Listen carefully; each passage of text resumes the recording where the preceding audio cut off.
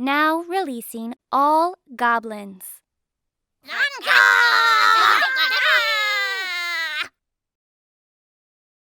Hey gang, using the promo code MTGMudsta, one word, all caps, will get you 10% off orders of $10 or more at Flipside Gaming, Original Magic Art, and orders of singles at Multizone. If they don't have what you're looking for, you could check out TCG Player and use my affiliate link to help support the channel. Looking for a way to bling out your deck and not spend a fortune? Alter Sleaze can help with that, and you can help with the channel at the same time by using my affiliate link. Or, if you're looking to join the Goblin Gang, you can always support me through Patreon. Hey gang, just so you should know, Multizone is giving you the chance to win $100 in store credit. All you have to do to enter to win is use my promo code on an eligible order during the time period of February 15th, 2021 to March 1st, 2021, and you'll be entered to win. It's one entry per household, so good luck and have fun. Today's game finds us back in New Jersey at Platinum Star Games. Adam is playing his Unesh deck, keeping his Seat of the Synod, an Island, Alhamret, Basalt Monolith, Hinder, and Prognostic Sphinx. Bill is playing Muldrotha, keeping Sidisi Brood Tyrant, Simic Signet, Frantic Search, Forest, Lotus Petal, and Reclamation Sage. Steve is playing Galta, keeping a Sylvan Ranger, a Hydra Broodmaster, a Bear Umbra, Wood Elves, and 3 Forests. Last but not least, John is playing Firesong and Sunspeaker, keeping a Vidalcan Orrery, a Pyromancer's Goggles, Command Tower, 2 Plains, a Mountain, and Reiterate. Bill wins the die roll and starts us off. Bill plays a Forest and tries to pass to Adam, which is just incorrect. John plays a Command Tower. Steve also plays a Forest. Adam plays an Island for turn. Bill plays another Forest, and he casts a Simic Signet. John draws and plays a Mountain. He taps 2 to cast the Werehalf of Wear and Tear, blowing up Bill's Signet. Steve plays another Forest, and he casts an Elvish Visionary, drawing as it enters. Adam draws and plays a Seat of the Synod. Bill plays an Exotic Orchard for turn, and casts his Lotus Petal. He sacrifices the petal for a black, and then taps his lands for the rest of Sidisi Brood Tyrant's cost. As she enters the battlefield, he mills himself for 3 cards. He hits at least 1 creature, which wins him the prize of a zombie token from Sidisi. John plays another Mountain, and passes. Steve casts a Sylvan Ranger, and as it enters, this has him go into his library to find a basic, and he puts a Forest to hand, passing to Adam. Adam draws, and just has to pass because he has no lands to play. Bill plays a Bojuka Bog, which comes into play tap for his turn, and he exiles John's Wear and Tear to send a message. He then casts a Frantic Search, drawing 2, and then discarding 2, and then finally untaps 3 lands.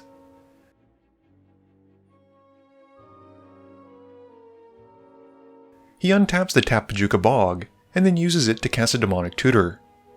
John asks for a second to think about it, and he decides to reiterate the Demonic Tutor. John then goes to find a card first, followed by Bill, and once they're done, Bill passes. John draws her turn and plays a Plains. He then pays 4 mana for Vidalcan Orrery and passes to Steve. Steve draws, plays a Forest, and passes. Adam's turn is quite similar, except he doesn't play a land and instead has to discard down to 7 as he passes to Bill. Bill plays another Forest and casts one of my favorite 5-drops in EDH, Doom Whisperer. He doesn't want to attack with Sidisi at this point though, and just passes to John.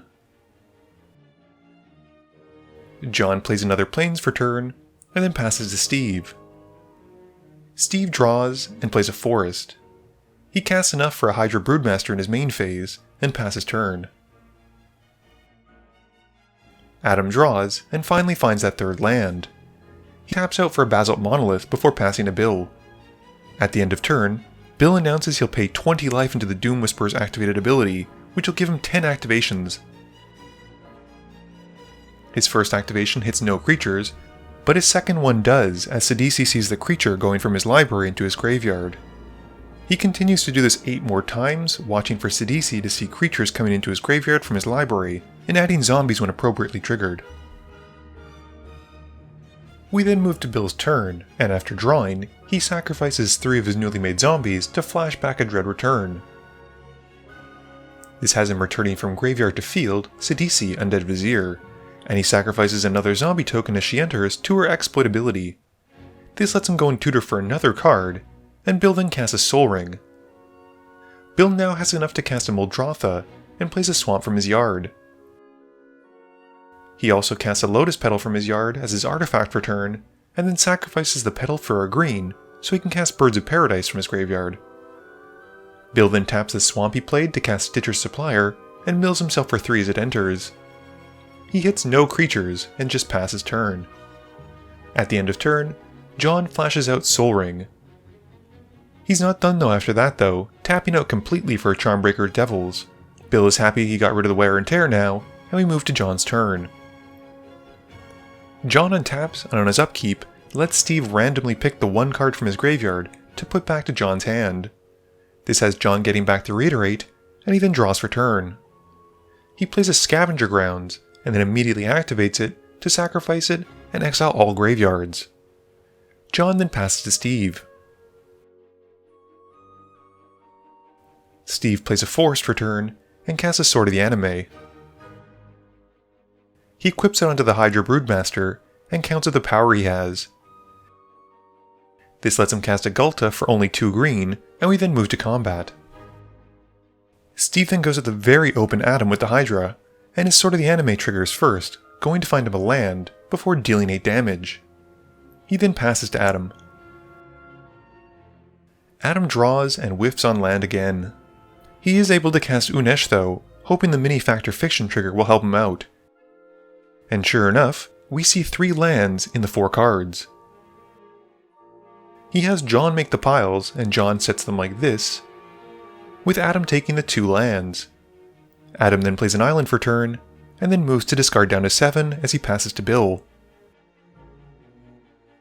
Bill pays 4 life into the Doom Whisperer, surveilling 2 more times. He hits only 1 creature in the cards though, getting only 1 zombie token from Sidisi seeing a creature card go into his graveyard.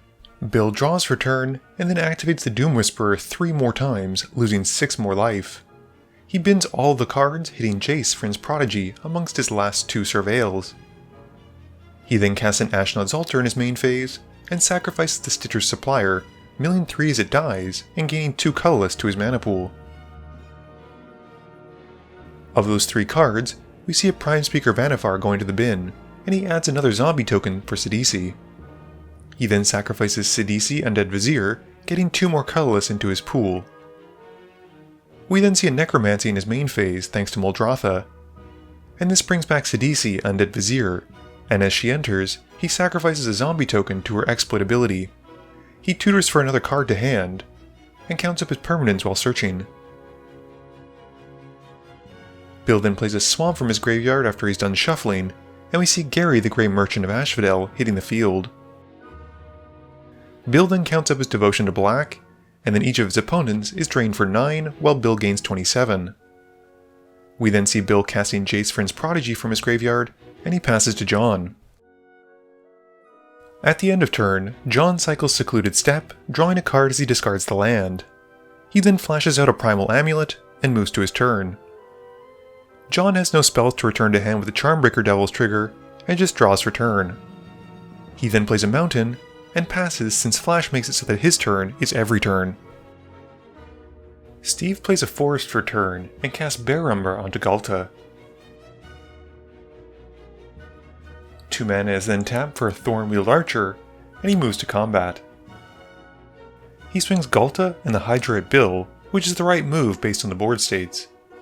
This has Steve untapping his lands from the Bear Umber trigger, and he goes to find a forest from attacking thanks to the Sword of the Anime. Bill just blocks the Hydra with 1 zombie since it doesn't have trample, and he puts Sidisi Undead Vizier in front of Ghalta. Bill does still take some splash over damage from Ghalta's trample though, and the Bear Umber is then put to the bin instead of Ghalta because of Totem Armor. Steve then moves to his second main phase, and he casts Soul's Majesty, targeting Ghalta with the spell, and draws 12. One of those cards is a Spore Frog, which Steve plays. He then casts a Growing Rites of Itlimoc, but sadly whiffs on the Enter the Battlefield trigger. Steve then passes, and at the end of turn, transforms the enchantment into Itlimoc, Cradle of the Sun, and then has to discard down to 7. Adam draws and plays an island.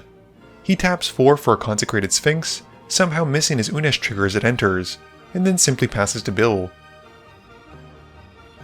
At the end of turn, Bill drops down to 19 by activating his Doom Whisperer several times. He surveils and mills a bunch of cards off the top of his library, and gets an appropriate amount of zombie tokens from Sidisi seeing creatures enter the graveyard from his library. Bill draws, and Adam draws his 2 from the Consecrated Sphinx.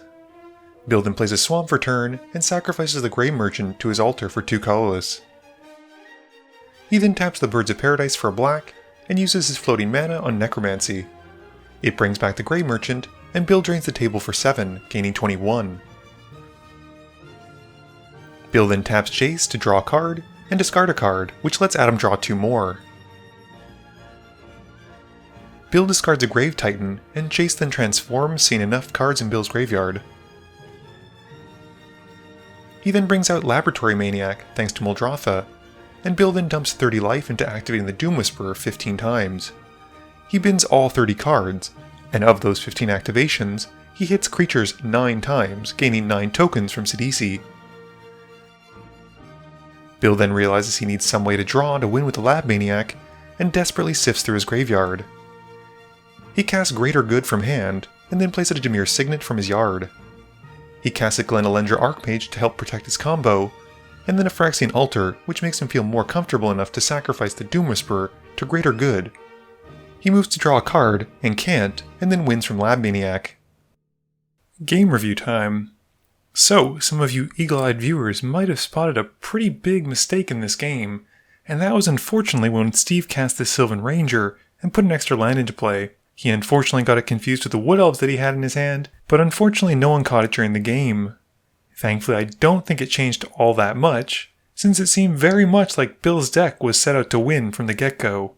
Doom Whisperer and Sidisi were a powerful engine for him, and I think as soon as he started to be able to recur the Grey Merchant of Asphodel for multiples of 20 life or plus a turn, the game was quickly falling in his favor. I don't blame John for using the Scavenger Grounds when he did, but there might have been something to be said to keep it for later on. This would have forced Bill to play a lot more conservatively with his graveyard, and probably not dump as much life into the Doom Whisperer's activated ability. And then there was Adam, who really didn't contribute much to this game. Unfortunately, his opening hand had only 2 lands and a mana rock that cost 3, which meant that he was gambling with fate. As we've seen in countless other videos, this rarely pays off, and sure enough, it didn't in this game. Please be sure to tune in every Monday and Thursday at 11 AM Eastern Standard Time for a guaranteed new video. You can also follow me on Twitter at MTGMudsta. You can find me on Facebook at facebook.com/MTGMudsta. And lastly, you can check me out when I stream at twitch.tv/MTGMudsta. This video is brought to you in support by my patrons. If you're looking for a way to help out the channel, please be sure to visit the link below. Thank you all for watching this video, and don't forget, friends are just opponents you haven't eliminated yet.